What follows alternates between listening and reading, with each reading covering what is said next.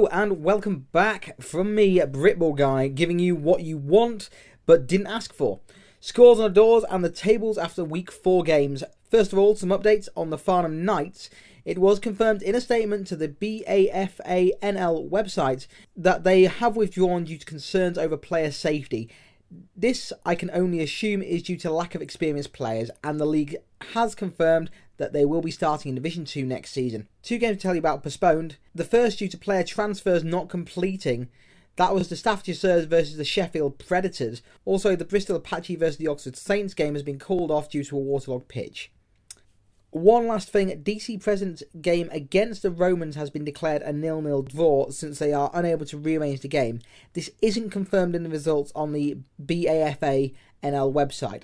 But if true, this will be given the DC President the best result they could ever hope for. Okay, with that now successfully tied away, we move on. Why you guys are really here, the league results. As always, it's Division 2 first. We head north. The games here not affected last week by the adverse weather conditions. Okay, and it's a grudge match between the Scottish teams, Edinburgh Wolves versus the Glasgow Tigers. The Tigers last week losing by 2 points against the Clyde Valley Blackhawks will be looking to get their season started. The Wolves put 50 points past the Carlisle Border Reivers last week to overtake the Blackhawks, who they are yet to play.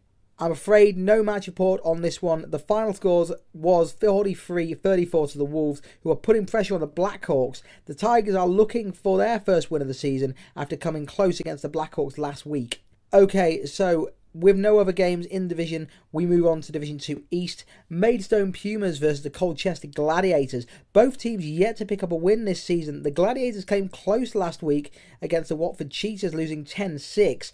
The Pumas were within a touchdown last week against the Bedford Blue Raiders. The final score 14-7. Unfortunately, I can only bring you the scores from the quarters from this one. Didn't get any easier for the Pumas, who went down 14-0 after the first quarter. Second quarter and the pressure was piled on further since it ended 37-0 end of the half. Third quarter and things went from bad to worse. It ended 44-0.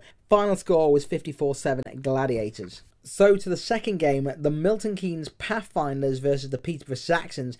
Both teams undefeated so far this season. Not hard for the Saxons since they only played 1 game, and that was opening weekend against the Bedford Blue Raiders. The Milton Keynes Pathfinders with 2 wins coming against the improving Maidstone Pumas, and the Colchester Gladiators both will look to continue their run of form into this one. Sadly, only the final score available again for this one, since no match report has been posted by either team, only the scores at the halves, and it was a tough game for the Pathfinders. End of the first half, it was 12-0 Saxons, and it ended with a shutout for the Saxons, 32-0. We move into Division 2 Central now. Both games due to be played here a washout last week. The only game being played this week is the Manchester Titans versus the Crewe Railroaders. The Crewe Railroaders are looking to win their second game against a rebuilding Titans side that crashed out of Division 1 last season with a 0-10 regular season. The Railroaders fell back down to earth in this one. The only higher scoring game I've ever seen was a BUAFL game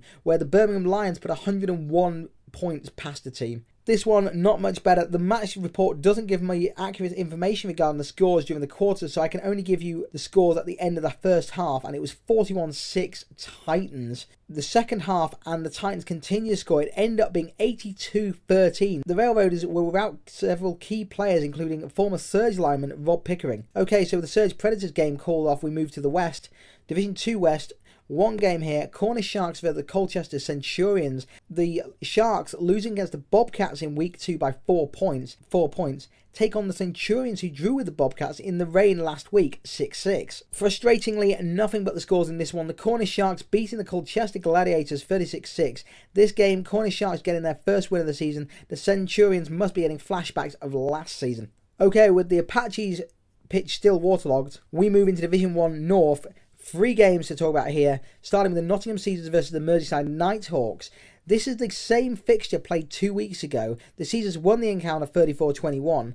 The Nighthawks will look to revenge that defeat and also kick their season off proper with a win. This was a close game up to the second quarter. with the Caesars and Nighthawks exchanging touchdowns with each other to make it 7-7 at the end of the first. Second quarter, and it was still tight, but Charlie Patterson grabbed the ball and for a 40-yard touchdown just before the half, 14-7 Caesars. The Nighthawks tried to get it back into it, but 2 touchdowns from the Caesars in the third and fourth quarters left the final score 28-7 Caesars. So to the second game in Division 1 North, and it was the Gateshead Senators versus the Shropshire Revolution. The Revolution losing their first game 2 weeks ago to the resurgent Jets. The Senators played the Wolverines in their first week and couldn't put any points on the board. This will be concerning to them. Both teams will certainly be looking for a win out of this one. And again, no match report on this one, so final scores only if the Senators came out on top 13-9, a close one by all accounts this one. The Revolution having no luck this time, struggling to kill off the game, and the Senators picking themselves up after their defeat at the hands of the Wolverines week 1. Okay, so to the third game of the division, the Coventry Jets versus the Lancashire Wolverines. The Jets buoyed by their return to winning ways, with decent wins against the Trojans and the Revolution, driving them up the table. The Wolverines not to be sniffed at, a close loss to the 9-8 against the Caesars last week, showing that they can potentially be a force this season. Okay, after punting the first 2 drives, Jets defence left with a mountain to climb after a punt put the Wolverines on the Jets' 16-yard line. A decent defensive stand came to an end when a blown coverage left Neil Sullivan uncovered. Jack Barton pass found him in the end zone, 6-0 Wolverines. The kick was returned by Dominic Olney for 54 yards, give them great field position, but the inexperience of the Jets showed again with a fumble snap forced a turnover. This ended up with a 13-yard Barton pass to Richard Cole. Extra point was good. 13-0 Wolverines end of the first quarter. Second quarter, and nothing went right for the Jets, with fumbles, interceptions costing them dear. However, they were able to find a way through with Bratmer pass to Jets number 1 scorer receiver Thomas Singleton Wells made it 13-7, giving them a hope. But it cost them, and it was 27 at the half, which is how it ended. Okay, to Division 1 Central and South, and it was the Kent Exiles versus the Essex Spartans. The Exiles were thumped against the Mavericks, their local rivals, 42-6, and were unlucky not to come away from the Thrashers with a win. The Spartans, yet to play this season, newly promoted through the league's reshuffle, having had 2 close games against this team last season, finishing with numbers of 7 wins, 2 losses and 1 draw, and going out to the playoffs to the Wolverines. Cold, wet and muddy made it perfect conditions for a slow running game, and so it proved in this one, with the first quarter remaining scoreless. The conditions weren't improving, and despite coming close, the best opportunity for any kind of scoreline in the third quarter was a missed field goal after a certain touchdown pass was picked off in the end zone by the Spartans. This left it again scoreless at the end of the third. The fourth quarter, and a tired Spartans defense couldn't stop the Exiles from putting a score on the board. 7-0 Exiles. With time running out, the Exiles scored again before the death. 14-0 Exiles at the end. So to the second game, and the South Wales Warriors versus the Berkshire Renegades. Some in the Warriors camp said this was the most important game of the season. The Warriors made a winning start to their season, beating the Thrashers at 34-18. The Berkshire Renegades had won all their games so far and have only conceded 2 touchdowns all season, showing that they have a strong defense. A very close game, this one. No match report at the time this video is being made, so I can only tell you the score, which was 22-20 to the Renegades. The Warriors showing they can score, and they are probably going to be the closest rivals to the Renegades in this division. The Renegades marching on, making it 3-0. So North we go again, the final time, the Premier Division North, and finally more than one game to talk about in this division. We start with the Tamworth Phoenix versus the East Kilbride Pirates. The Pirates have been plundering all so far this season, with a decent win against the Bulls 2 weeks ago. The Phoenix will be looking for a good start after spending the majority of their time facing the Blitz and the rest of the Premiership South last season, and sitting in third the majority of the time. I'm going off very scarce information, so I'm afraid I only have the scores in the halves. End of the first half, it was 9-0 Phoenix. Jack Daly running a touchdown for them.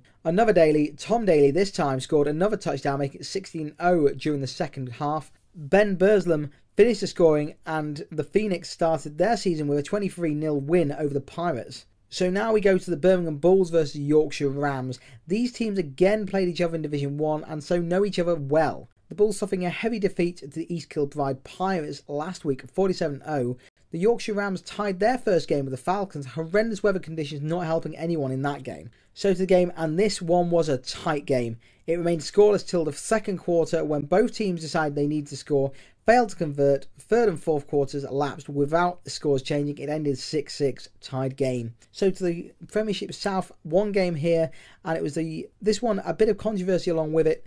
I'll talk to you about it at the end of the game. So the wayward Cardinals 27-0 last week, taking the Warriors who beat them 50-0. This made even more interesting by a statement on Twitter coming from the Olympians that stated the defence would not concede a point. Sadly, again only scored in the halves, and it was the Warriors who took the first half 12-0. The second half, and things didn't get much better for the Olympians as the Warriors continued to pile on the scores. It finally ended 28-0 Warriors. Right, so to the controversy that sprung up around this particular game. As I mentioned before, someone put on Twitter that the Olympians' defence would not concede a single point against the Warriors. Obviously, from what you've just seen, this didn't happen, being that the Warriors beat them 28-0. Now, this is where I feel things get a little bit petty. A certain defensive back from the Warriors, a Mr. Vernon Kay, put on Twitter after the game, and I quote, "London O's D will not concede a touchdown. You heard it here first. 28-0 Warriors." Now, to put this into context, it came originally from Mr. Luke Parcells, who I have no idea who he is, and it's all a bit of a joke. Now, having played football in the past myself, when a game is over and you've had your ass handed to you, the last thing you want is comments of that type on Twitter. Along with that, I'm a firm believer that the London Warriors and what they are doing in their local community should be the blueprint for the way that all clubs should be run in this country. The young players all aspire to play and share the success of the members of their team above them. As such, they are role models. The mantra of almost every coach from almost any sport I've spoken to has been, "You leave it all on the field." Yes, bask in the glory of your win. Get a nice warm feeling inside you, but don't gloat about it, especially when you're a public figure. Now, an anecdote which I feel is relevant in relation to this subject. A couple of years ago, I was stood watching two local teams playing a game of American football. I was stood on a hill. When I looked to my left, there was a man with a video camera to his eye. After about 20 minutes, he turned the camera off, made a phone call saying that there was nothing to worry about here and that he was wasting his time. That person was a member of the Coventry Jets coaching staff. And one of the teams he was watching was the Nottingham Caesars, which, since you've watched the first of these videos, you'll understand the irony of this situation. And at the icing on the cake, I don't think the Warriors were making the same claims the Olympians did, if it was an Olympian who made them, when they played the Blitz on the 20th of May. So to conclude this sharing of opinion stroke rant, have respect for your fellow teams. Know you're better, since there is no need to shout about it, and have some class, because you don't know when something you say will come back and bite you on the arse, and then you'll be the one left looking stupid. Right, enough of me talking too much. We move on briefly to the divisions. And first, Division 2 North, Blackhawks still lead the way. Wolves are second, close behind. The Hurricanes third, the Tigers fourth, the Reveres are fifth, and the Wildcats are last. Division 2 East and the Peterborough Saxons lead the way, with the Watford Cheetahs second, the Pathfinders third, the Blue Raiders fourth, Gladiators fifth, and the Pumas still hanging out at the bottom. Division 2 Central and the Titans now lead the way after the mauling of the Railroaders. The Romans second. Notice there is no tie there since it's still yet to be confirmed by the league. Bombers are third, the Railroaders fourth, Predators still yet to play, and the DC Presidents are fifth and the Surge are last. Division 2 West, the Bobcats lead the way, the Sharks are second after their win at the Centurions. The Centurions are third, and the Apache and Saints are yet to play since their games were postponed. Division 1 North, the Nottingham Seas are still undefeated, so remain top. The Wolverines win over the Jets, put them second. Jets third, Senators fourth, Trojans fifth, Nighthawks sixth, the Revolution are seventh. Division 1 Central and South, and the Renegades hang on to the top spot after their close win over the Warriors. The Mavericks are second, the Thunder third, Warriors are fourth, Kent Exiles with their win over the Spartans are fifth, Thrashers sixth, and the Spartans seventh, and the Lowly Cats are eighth. Premiership North and the Tamworth Phoenix lead the way. The East Kilbride Pirates are second, the Falcons are third, and the Rams fourth, Bulls fifth, and the Mustangs sixth. So to the Premiership South, and the London Warriors lead. The Aztecs second, the Blitz are third, opening their season against the Cardinals next week. The Olympians are fourth, the Cardinals are fifth, with the Knights last. Okay, so that is it. I hope you enjoyed this video. As always, you can pass comment on anything I have said, tweet me or email, or leave a comment. Goodbye, and I will see you next week.